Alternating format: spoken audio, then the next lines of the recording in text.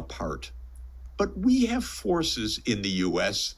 that seem compelled to make trouble, literally, that we must provoke, we must overthrow Russia, we must divide Russia, we must dismember China, we must not allow other countries just to get on with things.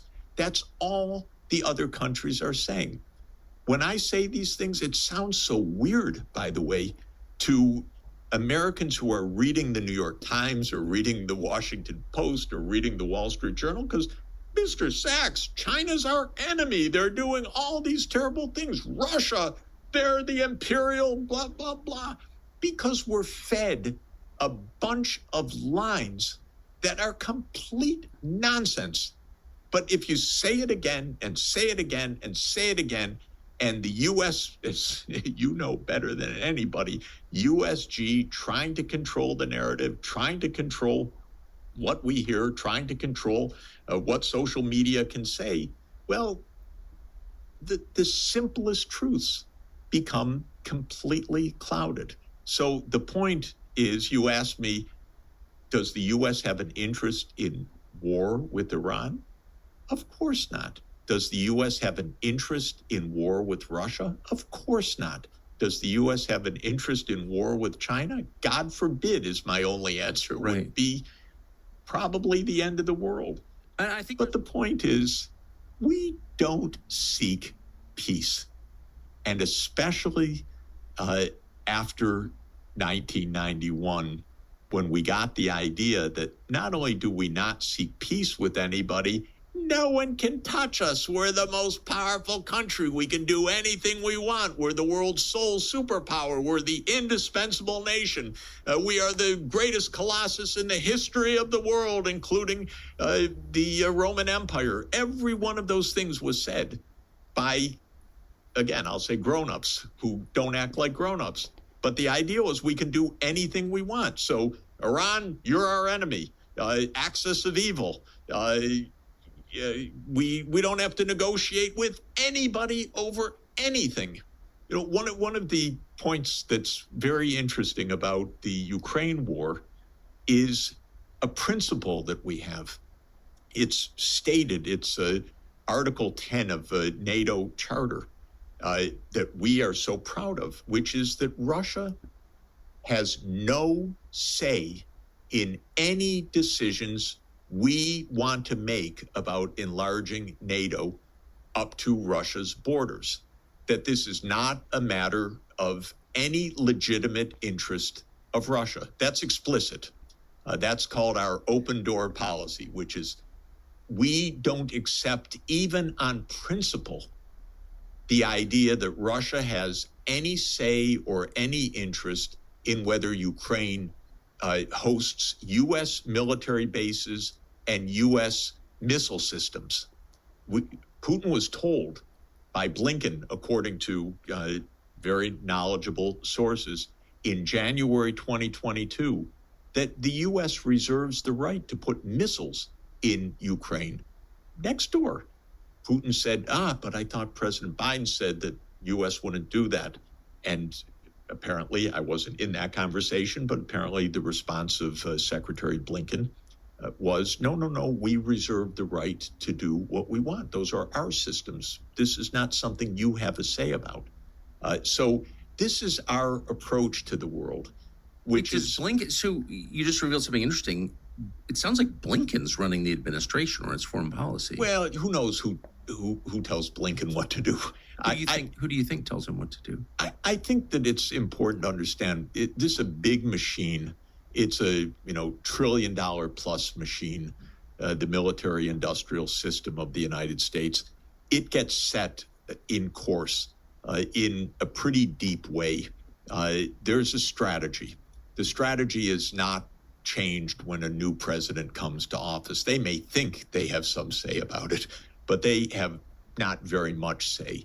The strategy of NATO enlargement, as I said, goes back literally to 1994. So this has been a 30-year program.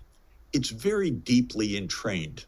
And President Putin has a nice line that I read recently in a forthcoming book where he talks about the fact that he's talked to U.S. presidents. He said it in his interview with you, which is in the morning they say one thing, and then in the afternoon they explain to you, well, it's the opposite because someone has come to them to explain, no, it doesn't work that way. Yeah. And Condi Rice shows up. Yes, yeah. And in this in this forthcoming wonderful book by a historian who tracks this whole period, he quotes Putin as saying that the president will say something, but then the men in the dark suits and blue ties show up, and they explain to the president how it really is. And I think that this is basically correct, which is there is a permanent state. It is a permanent security state. It is a big business. Remember, we have 750 overseas military bases. We have 6,000 nuclear warheads. We have $1 trillion military budget on the surface, not to mention other kinds of spending that aren't directly in that budget. This is a big, big machine. And this machine is out explicitly, according to every doctrine that is published, also not just private, but published, is out for what was already defined by the Defense Department decades ago as full spectrum dominance in every part of the world. Full spectrum dominance is an interesting term, but it means the United States will be the dominant power of every region of the world.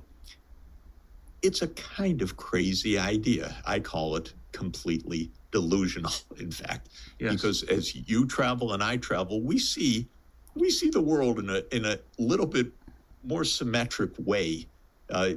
Yes, the U.S. is a powerful country, but it's 4.1% of the world population. There's another 95.9% of the world population. They don't quite see themselves as being run by us in every region of the world.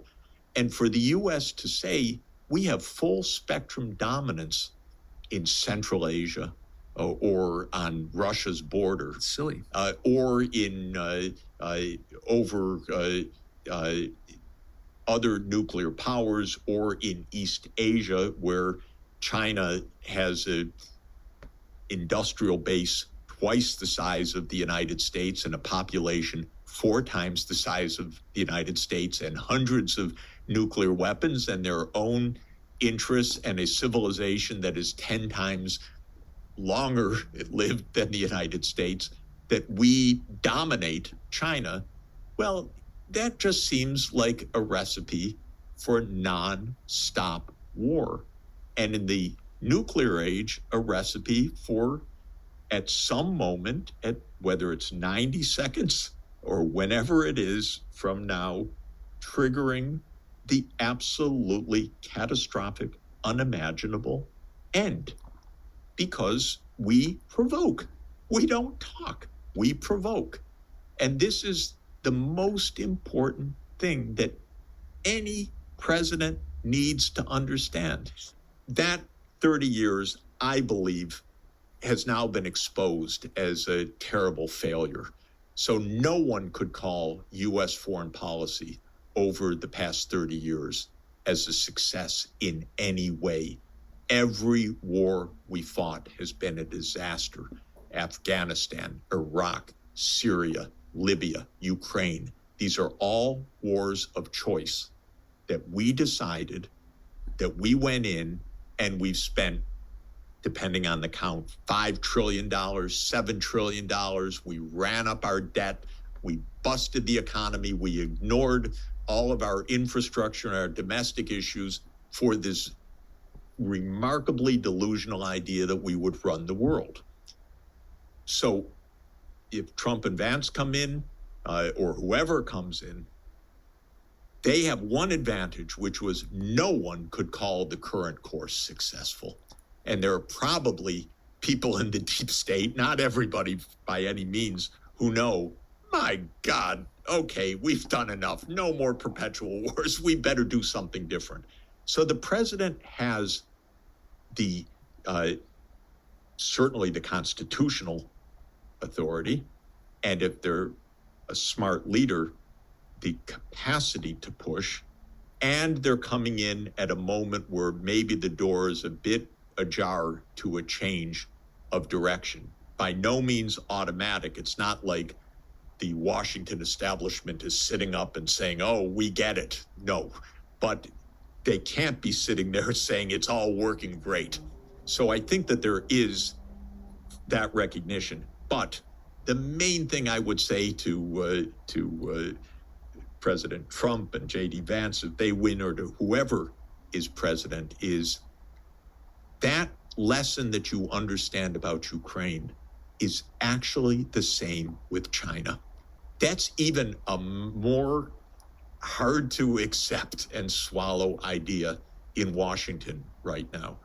Because in Washington, one idea, I think even J.D. Vance says it, but I really disagree, and I want him to use the same reasoning to understand it, is we have no intrinsic fight with China.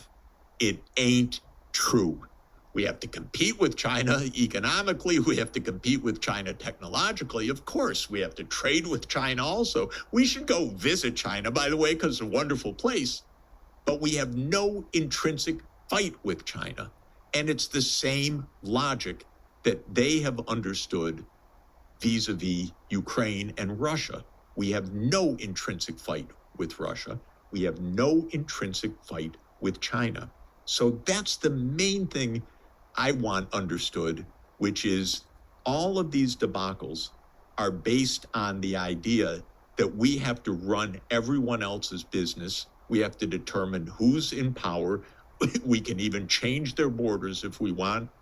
We can overthrow their governments. That whole approach has been a disaster for us, a multi-trillion-dollar, millions of lives lost worldwide disaster of U.S. foreign policy. And we don't need for our security 750 overseas military bases. We don't need that. They're expensive. We need to fix our roads, for God's sake. We need to make our country work properly, because you and I see